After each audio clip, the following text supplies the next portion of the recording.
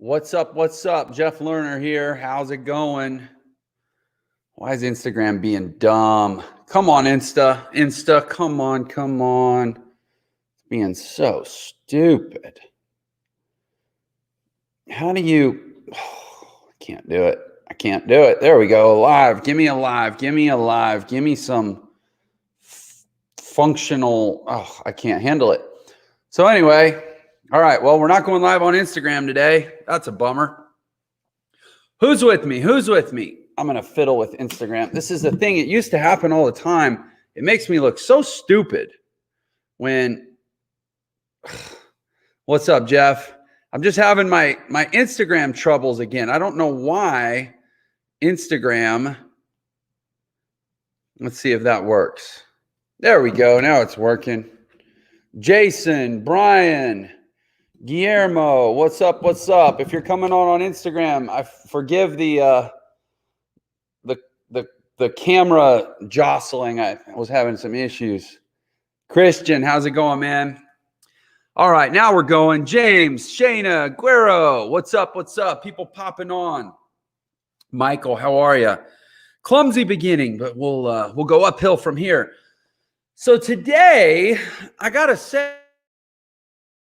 by this. What's up? My Fairy Cake from Santa Barbara. Good handle. Miko, what's going on? Jake, Jana. So have you guys seen this? I stumbled onto this and I was like, I got to talk about this. It doesn't necessarily have anything to do with like starting a business, although it has everything to do with starting a business. But it just needs to be discussed. Did you know that they have actually found water on the moon? Like legit. This is not like sci-fi. This is not some made up thing. You know, what's up, Matthew? What's up, Heath? Appreciate you guys popping on. They have legit, hey, Valerie, Alice, they have legit found water on the moon. So this has, and hold on, I took some notes on this. In the 90s, they found indications of ice in large, like in these craters. So there's these craters on the moon and they see ice, and they did it by like measuring, hold on, I actually took the notes. They measured the wavelengths of sunlight reflecting off the moon's surface. And they were able to detect that there was certain light refraction that was, like basically reflecting off of ice. And so they go, okay, we believe we've proven there's water on the moon. So the reason that's such a big deal, not because it's like, oh, there must be aliens or there must be life on the moon. That's not the point, although I guess you could go there. The point is that means it's actually so much more reasonable to potentially colonize the moon. Because if there's ice on the moon, that means there could be water on the moon, which means you don't have to port the water up to the moon. Anybody that's ever carried around a big bucket of water knows how heavy water is. So imagine how heavy and expensive and, fuel inefficient it is to say, oh, we got to fly thousands of gallons of water, tens of thousands of gallons up to the moon. Imagine trying to fly a swimming pool's worth of water up to the moon on a shuttle. Think how much fuel you have to burn to do that, right? So the fact there's water on the moon means realistically we could colonize the moon. And again, I said this doesn't relate to starting a business, but I think it totally does relate to starting a business, because is there anything more entrepreneurial than saying, hey, let's put a project together to get people up to live on the moon? Like, if that's not a metaphor for entrepreneurship, I don't know what is, right? That's badass, man. That's world-changing kind of stuff. What's up, Christian? What's up, Hank? What's up, Dadian? Oh, man, so many people coming on Insta. Appreciate everyone who's coming on. So if that's not entrepreneurial, I don't know what is, man. Putting a colony on the moon. And so what's interesting about it, and the reason now we have this interesting lens to look through, is there's two, at least here in America, there's two people that are two forces that are primarily concerned now about trying to colonize the moon. There's the United States government in the form of NASA, and there's this quirky, crazy guy who's basically ensuring that I'm not going to be, at least anytime soon, the most successful bullied kid turned entrepreneur in the world. His name's Elon Musk. And he got his ass kicked even worse than me in school. But he's, I think he's up to what, $50-60 billion net worth now. And he's, as a lot of us know, with his SpaceX program, he's been pretty obsessed with space travel and space exploration.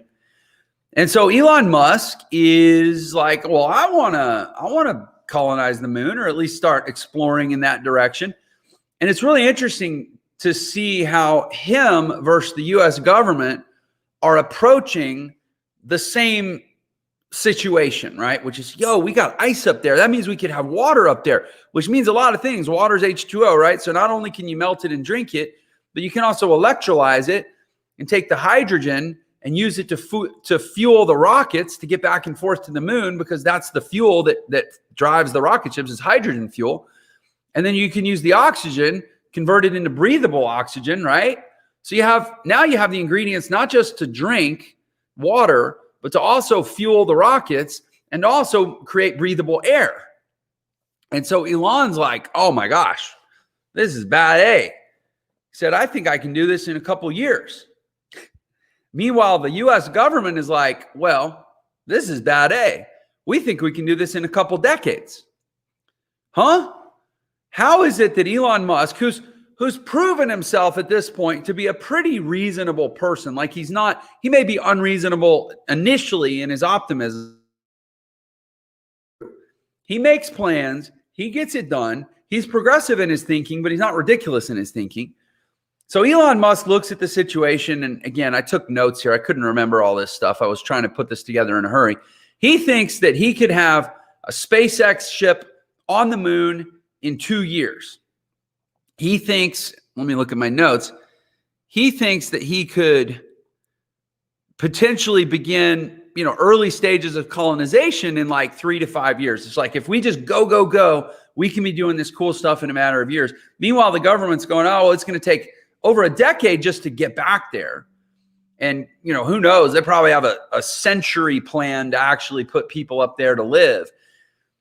And I'm like, well, what is it? And actually, Elon Musk made some comments where he's like, at this point, it's taking us so long to get approvals from NASA to go do a mission up to the moon. He's like, it's going to take us longer to get the approvals from NASA than it would take to just do the damn thing and actually put a ship on the moon. Literally. That means the people at NASA are going to sit there and push papers around and scrunch their foreheads while they think about stuff and scribble on their whiteboard. They're going to do that for longer than it would take Elon Musk, in his own mind at least, which has proven itself to be, to have some basis in reality, to literally build the whole thing, do it, and have a ship on the moon. How is NASA able to push papers around longer than it takes, an entrepreneur to actually put a ship on the moon? Well, some of it's because Elon is, a gifted visionary, but I don't think it's that. I think it's more than that. And it made me think about, has anybody read here? I know some of you have read this, because if you're in my company Entra, we pretty much prescribe this to everyone. I literally just gave a copy of this to my son, Jace. Who's read Secrets of the Millionaire Mind? Who remembers the 17 wealth files that are installed in the operating system of millionaires that are not installed in the operating system of people who struggle? I'm sure many of you do. Well, one of those, it's one of my favorite, is rich people play the money game to win. Poor people play the money game not to lose. That's powerful. And then there's a bunch more. Rich people think big, poor people think small. Rich people, see opportunities. Poor people focus on obstacles, and so on and so forth. But that one right there, rich people play the money game to win. Poor people play the money game not to lose. I think we can extend that to so much more than just rich and poor. Visionary people play all their games to win. Everybody else plays all their games not to lose, right? So who's NASA? Are there any billionaires working at NASA? Are there any massive world-changing value creators working at NASA? Are there any independent change agents working at NASA, or is it all highly educated bureaucrats? And look, I'm not trying to say they aren't super smart and they don't do cool stuff, but the culture, the psychology, and I get it, they're the government. What are they really worried about? They're worried about not losing the space race. They're worried about not losing to Russia, not losing to China. They just signed this thing called the Artemis Accords. Hang on, I took some notes. When did they sign it?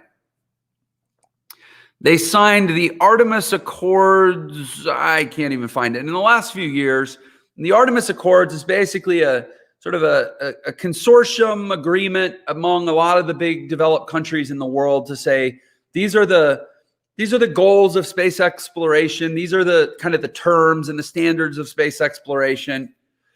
And, you know, this is obviously, we're not going to go use the moon as a staging ground for nuclear weapons. You know, there's some good agreements, right?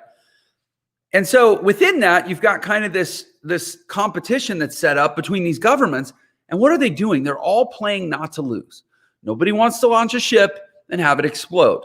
Nobody wants to launch a ship and have something go wrong. Nobody wants to be called in front of Congress to say, you're spending all this money. What do you have to show for it?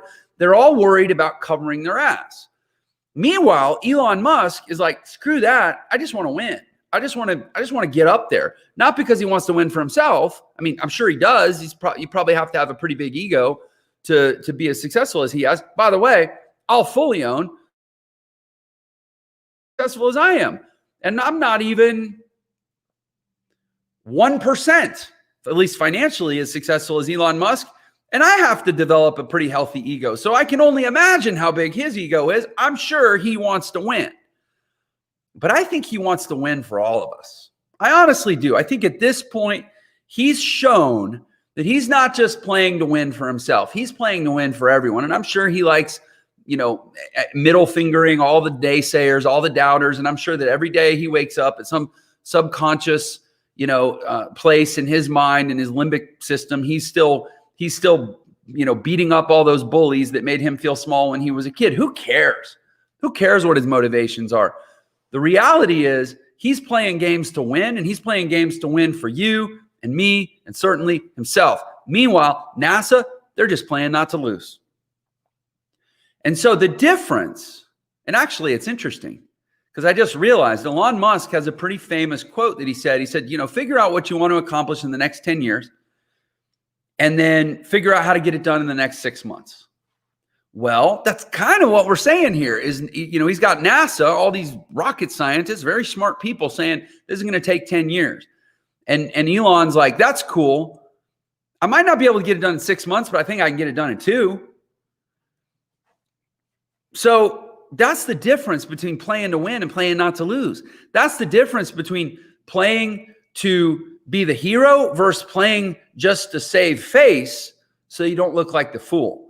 I think at this point, Elon Musk has established that he's okay risking being the fool.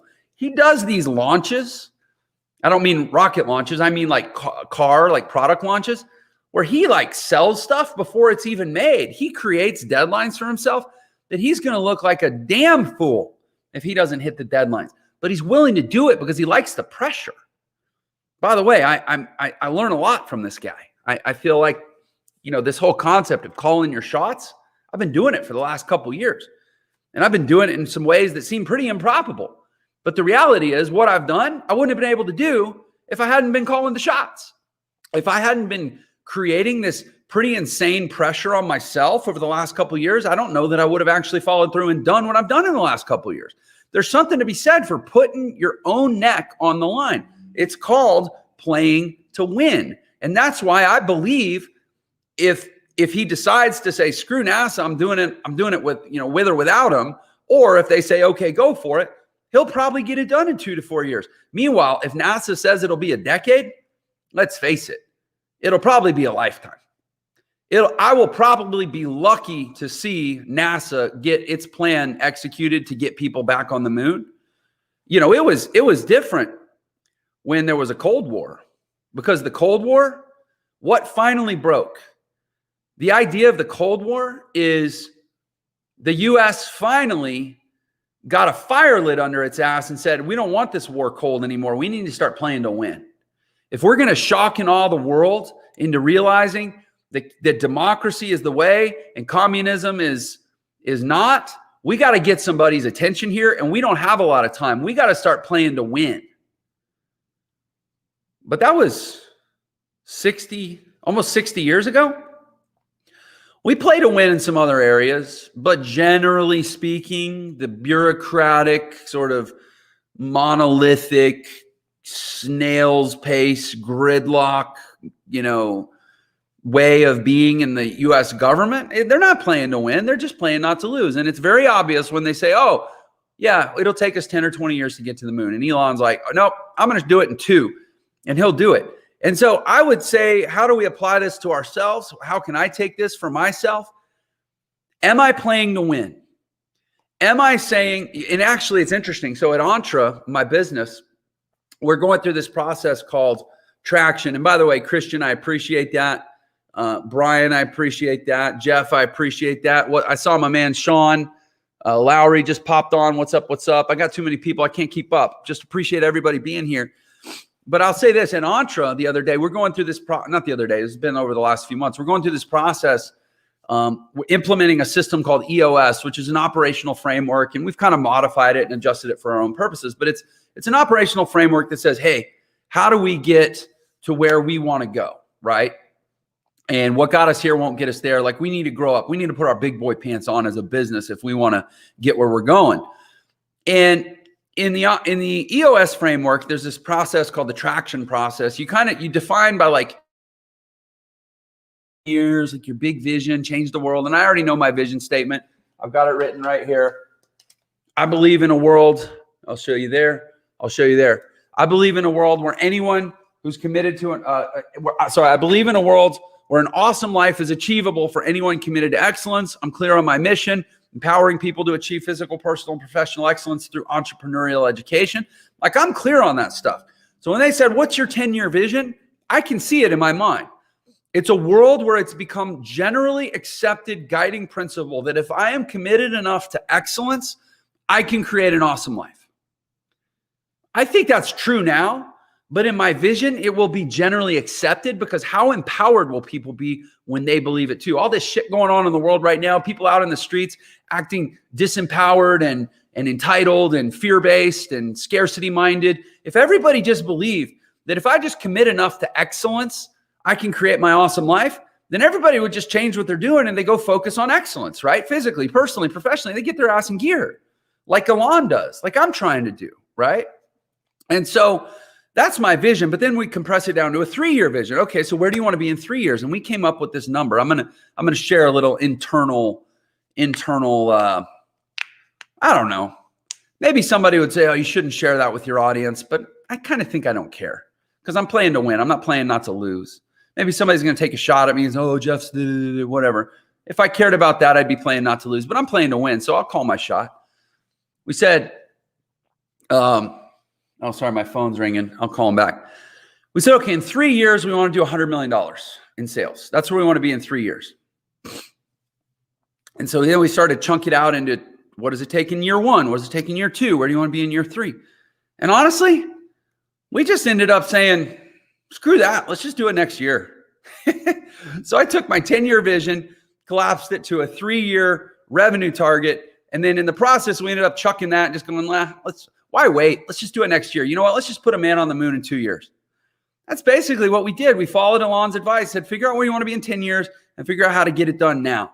That's what he would do with the person on the moon. Meanwhile, NASA's going to sit there and they're all going to be so busy covering their asses that ain't no work going to get done for half the 10 years, right? It'll take them 5 years to just decide to start. So how do we apply that to our lives? How are you applying that to your life? Doctor told you need to lose 20 pounds.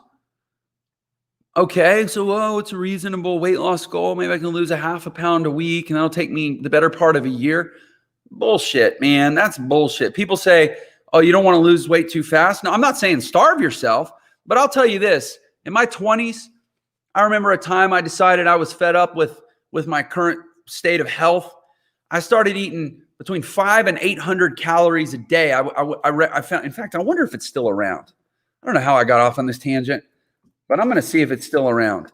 It was called the CRON Society, C-R-O-N. Oh, no, it's CR Society.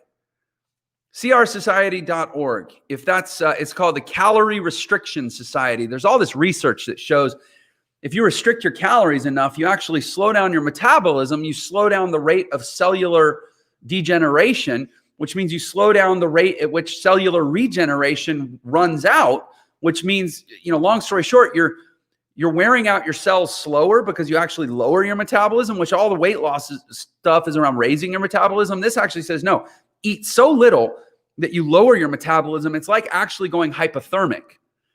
And then your body can literally live twice as long. Like you can live to be like 150. Check it out, crsociety.org. I got into this in my early 20s. I haven't come back to it, but I'll tell you this, in 6 months, I went from about 190 pounds to 157 pounds, which is, I'm actually about 185 now. So it wasn't, I don't know that people thought I looked that healthy, but here's what I'll tell you. I was sleeping 4 or 5 hours a night and I had more energy than I've ever had in my life. Because when your body doesn't need as much energy to burn, to run, you don't need as much sleep. Your mind, there's some stuff, I forget all the science, but there's processes that happen in the mind where because your body is using less fuel, you're able to apportion more energy to your mind. I crushed it during that time in my life. Again, it's not something I'm doing now, partly because I have a family and I prefer a more balanced life, but I've always been into this extreme stuff. And I'll tell you right now, you can lose 30, 40 pounds in a few months, no problem. You'll probably feel better too. Everybody will think you're weird. People start asking if you have HIV or you have cancer. I got those questions when I weighed 157 pounds. By the way, I started doing Bikram yoga at the time too.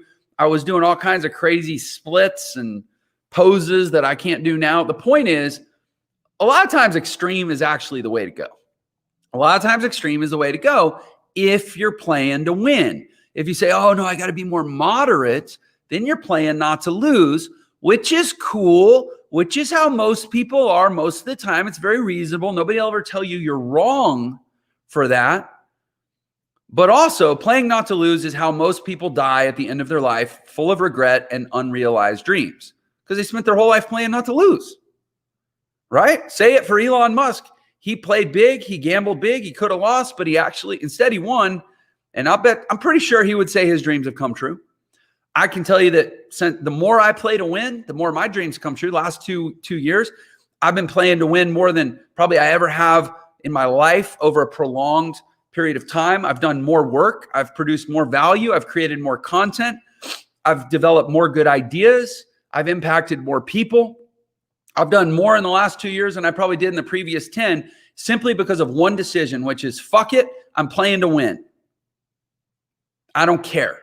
I don't care. I'm not worried anymore about the embarrassment. I'm not worried anymore about what people think. I'm not worried anymore about my own, self-assessment and shame and insecurity and doubt and fear. I'm just going to play to win. And here's the thing. You build momentum.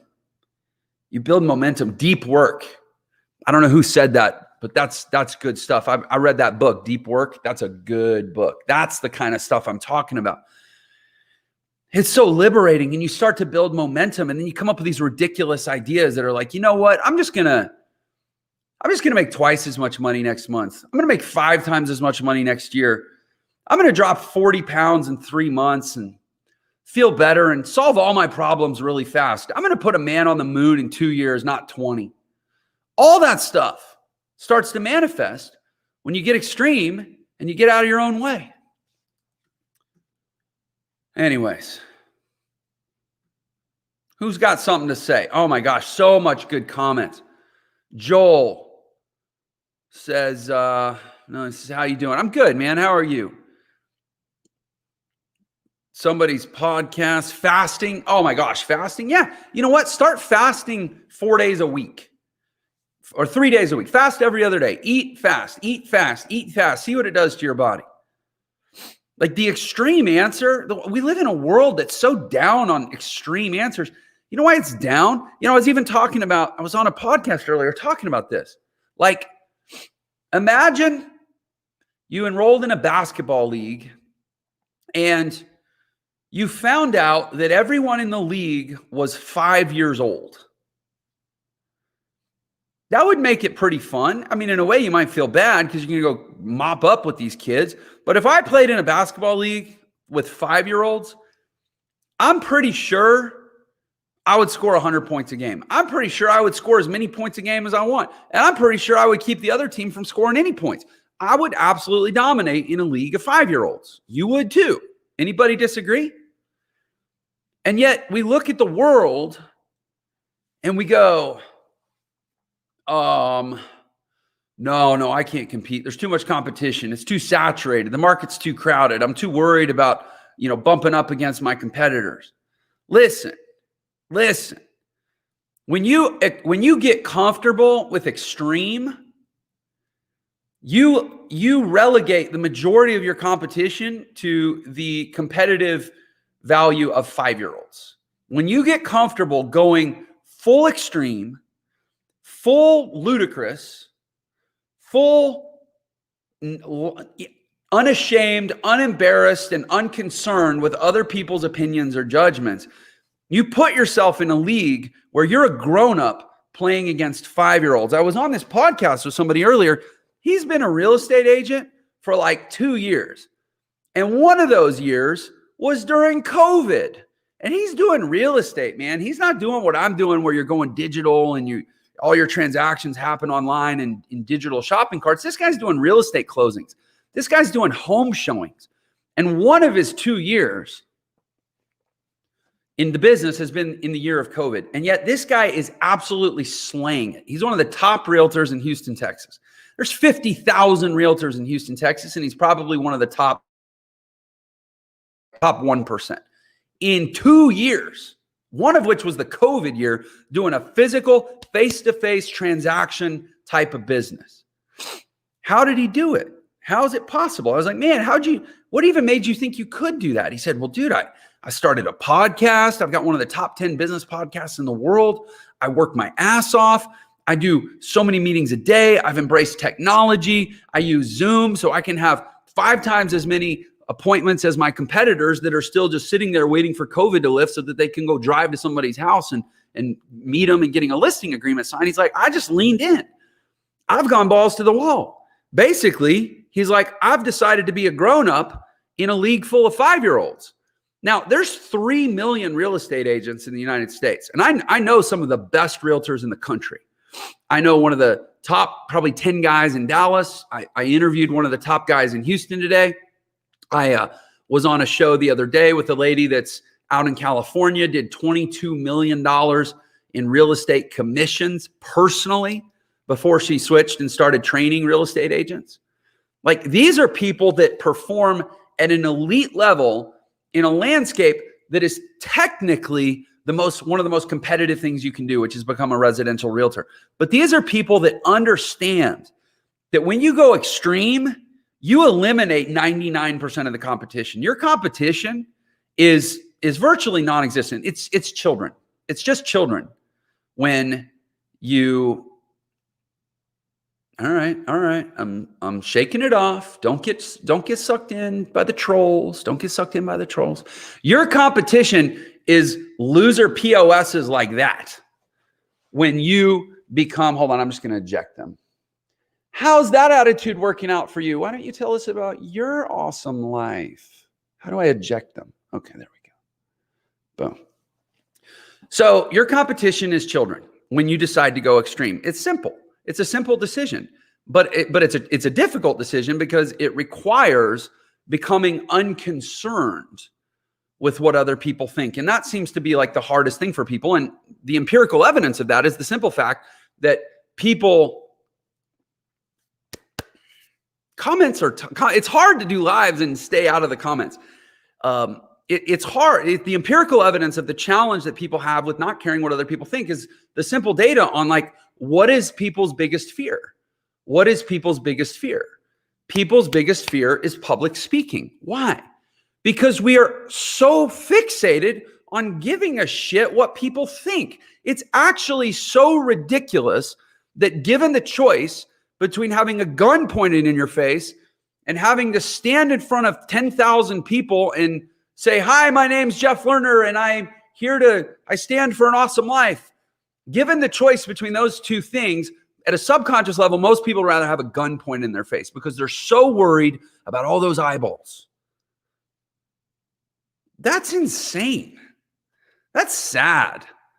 But it's also the reality, which means it's an opportunity for us to go, well, if I can simply not be like that, then I can be a grown-up playing in a league full of children. That's what my friends that are the top producing agents have done. That's what Elon Musk has done. That's what I'm trying to do. And it's what any one of us can do. Just make the decision to get extreme.